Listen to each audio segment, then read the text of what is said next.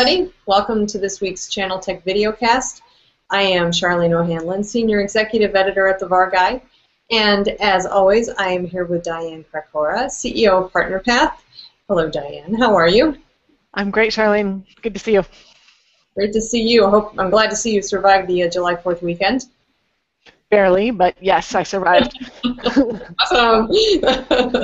All right. Well, we have gotten so many comments and good words about the conversation we've been having about the evolution of the channel, and definitely hitting some hot buttons there. So I thought it would be interesting if maybe we just kind of talk about your 2015 State of Partnering study that you guys put out earlier this year that actually touches on a lot of this. So what I'm going to do actually is just kind of hand it over to you, Diane, and we can, maybe you can talk about some of the more salient points of the study and how it pertains to the conversation we've been having, and then we can just kind of take it from there. Sure, and certainly would love your input on kind of what you're hearing from the solution providers as well. But the whole point of the study was to understand how vendors can help drive the transition into cloud. And the first really point that we realized in the research and the data, we had 240 solution providers response, which thanks to you guys, we worked with you guys to get all those solution providers. What we really found out is that it's hard for vendors to make the transition to cloud, but it's even harder for the partners. And the thought that we were having last week was what can the vendors do to help, or even what should they help the partners transition. So that's kind of where we left off from last week.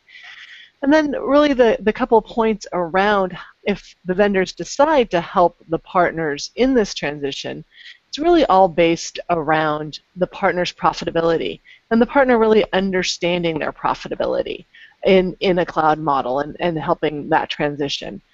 And then from that, we found that profitability is really driven by three primary elements. One, the ability to differentiate, the ability for the partner to differentiate, the services that those partners are able to engage in terms of from the vendor, what are those surround services, and then third was the relationship. What is the relationship with the vendor in terms of their ability to have trust and coordinate together? Well, that's interesting because especially when you're talking about the ability to differentiate. I've heard from a couple different folks that differentiation really is going to be key moving forward in this new IT landscape. And I think one point that needs to be made is when we're talking about differentiating, we're actually not talking about completely changing your business model and what you specialize in. If you're a security solution provider, for the most part, you can still specialize in security, but maybe you want to go into data center security or something like that. Find a niche that works for you and make that your area of specialty. And is that something that you've been hearing from the vendors maybe as they're helping their channel partners kind of make this transition? Yeah, and the differentiation is with the partners to understand, for the vendors to help the partners really differentiate in terms of what services do they offer in the marketplace. Are they, with technologies as well as, are they a data center? Are they offering SaaS as a cloud model? What are those kind of services, and how to really be specific and, as you said, create a niche there. So the vendors also need to create their niche, but really help the partners understand that there is a huge ecosystem of solution providers and service providers, etc., and how do they define what they do specifically and clearly. Makes sense. So what else did you guys find in your study? Well, the other piece on that was around those services, right? And what services can the vendors really help the partners to identify as well as adopt? So we're not just talking about professional services, or the implementation. What we're really talking about are those kind of consulting or those business process services that help them really transform into a managed service provider or a cloud provider. Okay. All right. So, when you are talking with the vendors then, or the solution providers, when we're talking about the partnering study, where do you think the solution providers are in that journey of transitioning? And at what point in that journey do you think is most helpful for the vendors to actually get involved and help their partners?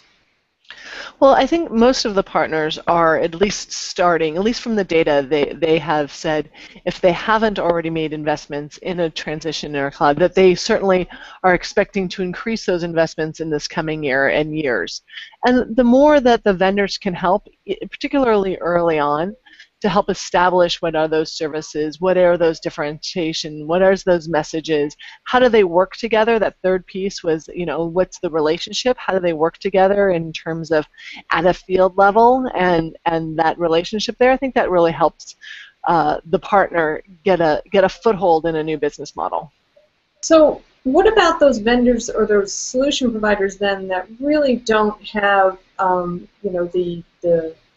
the footprint behind them to, they're not a large regional VAR, and so they don't really have the mind share that, that those big guys have.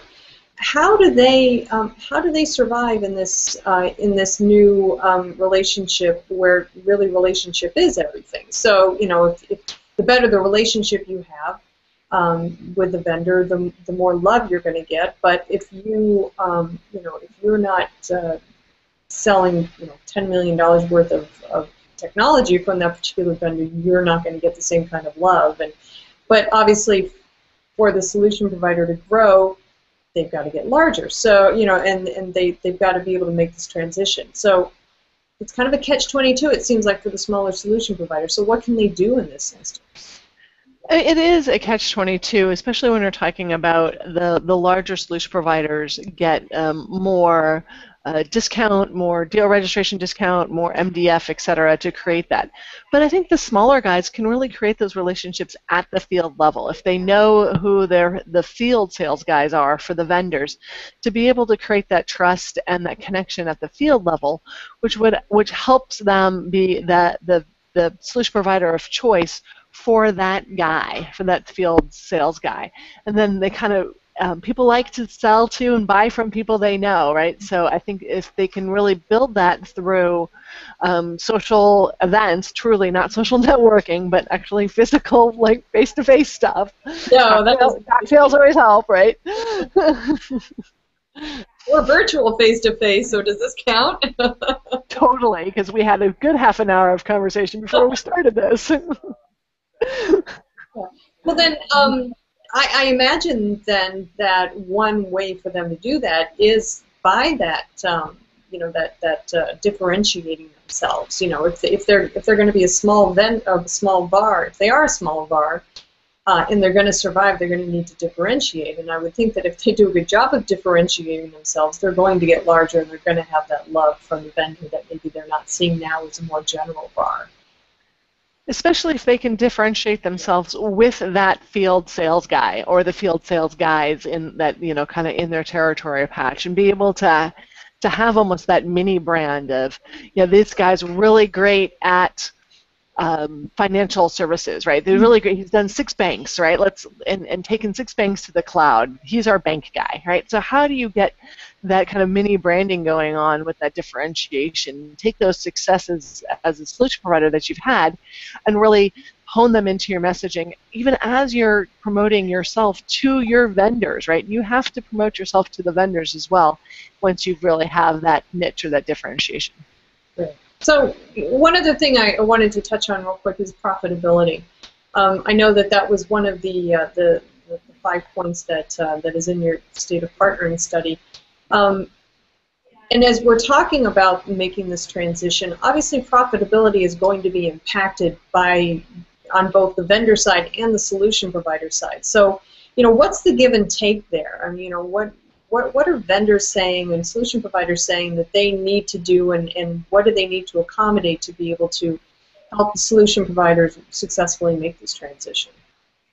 Well, I think you said it fairly eloquently in an article that I read yesterday where it said slow going, right? And I think we all need to really understand that this is a difficult transition, and it is going to be slow going. It's been slow going for the vendors for the last 5 years since we've been hearing this cloud hype cycle, and it's even going to be slower for the solution providers. So it is going to take some time to get there, and it is a step function, as you mentioned. It's, you know, there's a little bit, and then, you know, get some more traction, and then a little bit more. It's not a flipping of the switch, and the flipping of the switch is actually very painful. We've seen some solution providers try to flip the switch, and it's just really getting that traction fast enough. Well, that makes sense. That makes sense, and I'm glad to hear somebody's reading my articles. I read them all, Charlene. I read them all. Thank you, Diane. I'm at least one fan. Well, I'd actually like to throw it out to the audience to see what you guys have to say about it. Do you think we're spot on when it comes to the solution providers making the transition, or do you think maybe we're missing any important points? I would love to hear your comments, good, bad, and ugly. Please don't make them too ugly, though. Just feel free to put your comments in the box below, and you can also comment over on the PartnerPath site, www.partner-path.com. And Diane, I do believe that the State of Partnering study is available to anybody who wants it, correct? Yes, it is free. Just download it from our website. Great, great. So just go to partner-path.com and find it there on the site. And maybe we'll even include a link to the study in the article here. So, hey, think it out loud. Think it out loud. So. Anyway, again, please feel free to put in your comments. Also, if you have ideas for future topics you'd like us to cover here on the ChannelTech VideoCast, please feel free to send those along as well. But for now, I am Charlene O'Hanlon, and thanking Diane Krakora, as always, for having a nice conversation with me. Look forward to it next week, Charlene. Great. Thank you. Until then, thanks, everybody.